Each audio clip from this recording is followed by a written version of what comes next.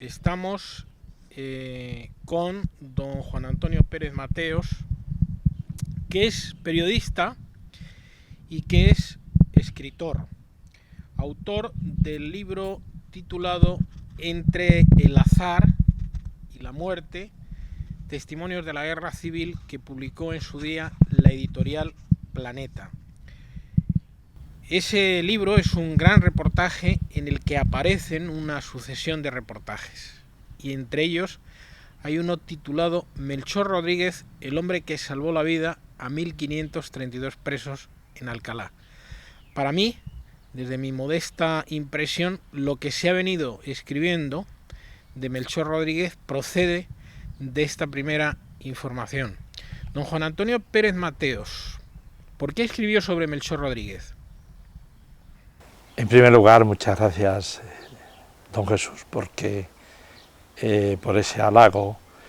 Y yo descubrí la guerra, soy de una generación, estoy en eso que diría Platón en la segunda navegación, que es la más serena y la más rica. Y entonces nuestros padres siempre tuvieron a mala gala, el encubrirnos todo lo que había acontecido en torno a la guerra civil. Entonces yo descubrí la guerra civil, curiosamente, buscando, interesándome por los iluminados, por los alumbrados, por este fenómeno que nace en el Palacio del Duque de Infantado. Mi afición además a los toros pues me lleva a hacer las capeas por la parte de Guadalajara, y en el Casar de Talamanca me encuentro con unas historias de guerra civil, y ahí ya hay un gran amor por mi parte hacia la guerra civil. Curiosamente, yo que soy un pacifista, y un poco recordando los versos de Cernuda, creo que son, ¿no? Recuérdalo tú, recuérdalo a otros, para que la historia, afortunadamente en este caso, pues no se repita. Entonces ahí descubro hechos en Guadalajara, como es el que precede al bombardeo de Alcalá de Henares. Si mal no recuerdo, es el 6 de noviembre, el 6 de diciembre, perdón, el bombardeo de Guadalajara, cuando el pueblo asalta la cárcel, y Higinio Busón, con el que yo tuve el placer de charlar mucho, salva la vida, el único que salva la vida. Cárcel, dicho sea de paso, en la que estuvo Miguel Hernández y, quiero decir, Buero Vallejo, y es donde Buero Vallejo está en esa cárcel. Y entonces, en los avatares estos de destinos casi místicos, salva la vida don Higinio Busón, personaje entrañable. Y a los 2 días de aquel acontecimiento, de este acontecimiento, surge, se produce el bombardeo de Alcalá, que ocasiona, si mal no recuerdo, 7 muertos y 45 heridos. Entonces el pueblo, soliviantado, va a la cárcel y trata de matar a todos los presos. Milagrosamente, en ese momento, esto lo cuenta el director de la cárcel, yo he tenido acceso a la carta que le escribe entonces a Melchor, agradeciéndole ese servicio, que es un servicio verdaderamente milagroso. Me parece que es Antonio Fernández, escribe esta carta a Melchor, como digo. Y entonces es verdaderamente increíble cómo la muchedumbre trata de matar a 1532 presos, abrir las puertas, entrar y matarlos. Entonces llega Melchor, y Melchor, en un discurso, Melchor tenía una gran facultad, que era un gran orador, además un orador convincente. Pienso que, como esas palabras del Evangelio, de la abundancia del corazón habla la boca, ¿no? Y en este sentido él persuadía, ¿no? Es decir, bueno, yo soy tan anarquista o más que vosotros, yo he pasado, porque él había pasado por todas las prisiones, vamos, no por todas las prisiones, quiero decir, había pasado por las prisiones durante los distintos regímenes, ¿no? Y entonces él le dice a la gente, ya cuando tiene incluso pistolas cerca de la cabeza, le están rodeando para matarle, entonces, y ya hay un momento, pero esto transcurren 6 horas de una inquietud, de una zozobra, de una angustia auténtica, increíble. Y entonces dice, yo no soy partidario, vosotros queréis matar fascistas, al frente, yo os procuraré armas y al frente. Entonces hay un momento en que a ella se le da las manos y dice, muy bien, queréis entrar, pero yo ahora armaré a los presos. Y él, como bien sabes, pues tú estás muy preparado en historia, usted está muy preparado en historia, Melchor lo que tiene es que además, él, en la época en que es delegado especial de prisiones, tiene dos problemas fundamentales. Uno, que es la falta de alimentación de los presos, que él cuida muchísimo de que esto se remedie, y después la saca. Él en esa ciudad sin ley, que es toda esa época, es el gran hombre, el hombre que da su vida por los demás, que no va buscando cosas, que realmente, yo lo voy a citar aquí, él es un anarquista, ese anarquista humano que todos llevamos, pues como puede ser Jesucristo, ¿no?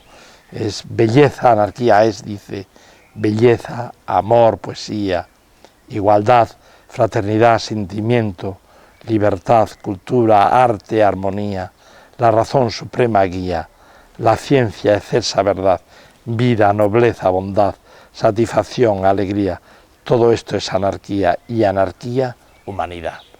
Yo creo que aquí está reflejado todo el pensamiento de este gran hombre, que es de esos personajes que deberían recordar todas las generaciones por la significación que tuvo. Melchor Rodríguez cambió los traslados que se producen de presos, los horarios. Él traslada, él prohíbe que cualquier cambio de presos. Primero pide seguridad cuando hay un traslado de presos, por una parte, y por otra, desde las 6 de la tarde hasta las 8 de la mañana no se puede dejar a ningún preso en libertad, buscando siempre. En su investigación periodística, ¿cuántas personas trató que conocieron directamente a Melchor Rodríguez? Pues especialmente he tratado a muchas, de estas cosas que a uno se les ha ido, porque me precio de tener muy buena relación con don Ramón Serrano Súñer, al que le salvó la vida, pero don Ramón Serrano Súñer y yo charlamos de otras cosas, ¿no? Él me estuvo contando cosas muy interesantes.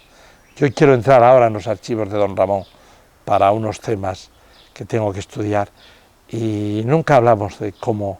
Pero don Ramón estuvo preso en La Modelo. Sí, preso en La Modelo estuvo. Don Ramón, como sabe, pierde a dos hermanos en el frente, ¿no? Pero yo no lo tengo constatado, una de las personas que se dice que salva es a don Ramón. Es verdad esto, dice, pero yo esa historia la conocemos muy bien don Ramón y yo, porque don Ramón se incorpora, perdón por esta digresión, pero yo creo que al espectador le es interesante, porque don Ramón llega una tarde a Salamanca, y esto es muy bonito, como España siempre ha tenido, como yo digo, a veces estados artesanales puros, ¿no? Él llega a Salamanca y va a ver a su cuñado y a su cuñada, claro. Él al estar casado con Cita, que Cita era como una hija de doña, era la hermana, pero como era pequeña, era, digámosle así, la hija de doña Carmen, por lo de Franco, ¿no? Y entonces se presenta en el Palacio del Obispo, que como sabe era el lugar donde habitaba Franco, dejado por Fray Daniel. Entonces se encuentra a su cuñada Carmen cosiéndole la guerra a Franco. Esto es curiosísimo, ¿no? Y entonces ahí me acuerdo yo que él me habla de sus hermanos, de cómo está destrozado, y él ha logrado pasar de una zona a otra, ¿no?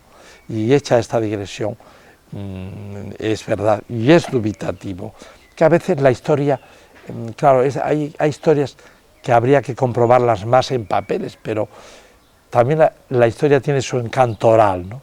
Don Ramón nunca habló de Melchor. No hablé con el de Melchor, tuve esa desgracia, ¿no? Pero fue más bien culpa mía, ¿no? Pero sí habla y sí conoce al secretario de Melchor Rodríguez. ¿Quién era? El secretario de Melchor Rodríguez era Juan Batista. Juan Batista es un personaje que le ayuda mucho a Melchor en toda esa época. Es decir, ahí hay un trío de moral, que es Rufo, que es Rufo era un personaje de aquí, de Colmenar Viejo, porque Colmenar Viejo fue muy dura también los primeros días de la sublevación. Y es curioso, Colmenar Viejo era un pueblo, como usted sabe, de ganaderos. Incluso había Joselito, los toros preferidos por Joselito eran los toros de Martínez, que era un ganadero famoso de Colmenar. Entonces lo primero que hicieron las mujeres, cuando la sublevación del 36, el alzamiento o el movimiento, como queramos llamarlo, fue entrar en estas casas y se probaban los sostenes de las mujeres. Y ellas decían, ¡ay, qué bien me está este sostén! Y esto a mí me hacía mucha gracia. Entonces digo, Rufo fue también un hombre muy importante y muy cercano a Melchor, jugándose también con él la vida. ¿Qué papel desempeñaba Rufo? Rufo era su chofer, llevaba un valilla, una especie de Fiat, aquel valilla, ¿no? ¿Era otro anarquista? No lo sé, la ideología o el sentimiento que tenía, ¿no? Porque Juan Batista no sé si cambiaría con el tiempo, pero ahí hay unas historias, porque como sabe, el director de la cárcel Modelo era Elorza. Era Elorza. Elorza después, curiosamente, va a caer prisionero y lo trasladan en Valladolid y comparte celda con don Manuel Aznar, el abuelo del expresidente Aznar. Y a Elorza lo matan y a don Manuel lo salvan. Tanto Rufo como Batista, ¿qué opinaban de Melchor? Opinaban, pues como han opinado todos los que han escrito algo de Melchor, ¿no? Como un ser excepcional, un ser casi angelical, ¿no? Por el sentido, y sobre todo con una gran convicción. Para Melchor estaba un poco la sentencia del clásico, a mí dame ante todo el hombre, ¿no? Dame el hombre, y me parece la cita es de Pérez Galdós, y las ideas para abonar el campo, ¿no? Pues un poco esto, ¿no? Es decir, él, ante todo estaba el hombre, allá su ideología, era, en ese sentido, pues el auténtico liberal, ¿no? Es de las pocas gentes que ha tenido este país, que siempre ha estado muy marcado por la ideología, no ha sabido superar la ideología, no ha sabido superar la ideología y dialogar, que es clave, ¿no? El primer trimestre de 1939 se produce la guerra dentro de la guerra, el golpe de Casado, que propicia el coronel Casado, apoyado por Julián Besteiro y otro anarquista, Cipriano Mera. Melchor Rodríguez fue el último alcalde de Madrid o el último representante de Madrid que rinde Madrid desde el punto de vista municipal a la entrada de las tropas nacionales, ¿no? Así es, porque él además se dirige por radio, se dirige por radio a la multitud, y entonces él es entonces el alcalde, quiero recordar que era Enche de la Plata, y entonces él, porque ahí hay una gran desbandada, ya se ha producido la desbandada, se han ido la gente al llamado Levante Feliz, algunos han alcanzado Alicante, y ahí viene la gran tragedia. Yo hablé con Sócrates Gómez, contándome los últimos días de su padre, esperando esos barcos que no llegaban, ¿no? Y cómo se arrojaba la gente, se suicidaba, ahogándose, eso es verdaderamente tremendo. Y entonces Melchor es realmente el que entrega a Alberto Alcocer, le entrega a él el Ayuntamiento de Madrid. Casado se marcha en el barco Galatea que ponen a su disposición los ingleses. Julián Besteiro espera tranquilamente la entrada de los nacionales y Cipriano Mera intenta también alcanzar el exilio. ¿Qué hace Melchor y qué ocurre con Melchor? Bueno, ahí Melchor, yo quería dedicarle, si no le importa, porque yo he hecho el proceso a Besteiro, que fue premio nacional, fue premio Tirso de Molina. Entonces, Melchor Rodríguez habla por la radio como hace el propio Julián Besteiro, ¿no? Sí, sí, Besteiro, yo supongo, a la sazón, si mal no recuerdo, y usted que también es un experto en la guerra, quizás sepa mucho más que yo de la guerra, el Ayuntamiento de Madrid era el Palacio del Conde de Amboise, donde está actualmente la embajada italiana. Posiblemente se dirigiera de ahí al pueblo madrileño, claro. El gran vehículo era la radio, ¿no? Y Besteiro lo hace desde los bajos del Ministerio de Hacienda. Academia de San Fernando. La Academia de San Fernando, claro. Sí, sí, sí. Y entonces lo de Besteiro es verdaderamente tremendo, ¿no? Yo soy un gran besteirista, no puedo por menos, y me alegro mucho que usted me ofrezca, ahora que tanto, que el país está tan tan sumergido en las borrascosas, en las ciénagas de las malas operaciones, pensar, una anécdota muy interesante, Besteiro, si mal no recuerdo, representa al Estado español junto a Azaña en los funerales de Jorge VI. Van a Londres, y me parece que va el general Franco también. El general Franco, en un acto de patriotismo, dice que él no se compra ni unos zapatos en Londres, dice, yo prefiero comprarlos en Madrid. Y yo sé que el avión hace escala en París, y en París está la cuñada de Besteiro, que era pues como una cita como una cita Polo, ¿no? Besteiro, su mujer, no tenían hijos, y tenía una hermana, que ahora no recuerdo, no recuerdo ahora, a la que yo he tratado mucho, y he visto cartas que me ha dejado ella, ¿no? Por ejemplo, la noche que Besteiro, en el Paseo del Cisne, en la cárcel, teme ser fusilado, y es muy curioso, las sensaciones estas, los pensamientos de estos seres en esos momentos son muy prosaicos, es decir, mira, Concha Olona, es que la confundo con la de don Miguel de Unamuno en estos momentos, bueno, mira, en el banco tal hay tanto dinero, ¿no? Se preocupan de la supervisión. Me pasó con los hijos del general Companys, también, que lo fusila Queipo de Llano, y hombre de confianza de Franco, ¿no? También... ¿Qué pretenden Besteiro, Casado y Mera cuando...? Yo creo que yo creo que el acto este es un acto puramente romántico, ¿no? Es decir, lo que pretende Besteiro, que es pactar con... No estaban por pactar, Franco no estaba por pactar, claro.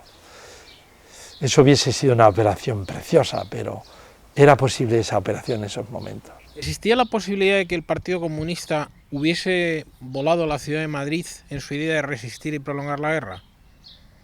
Con Negrín, ¿no? Esa es la gran operación. No sé.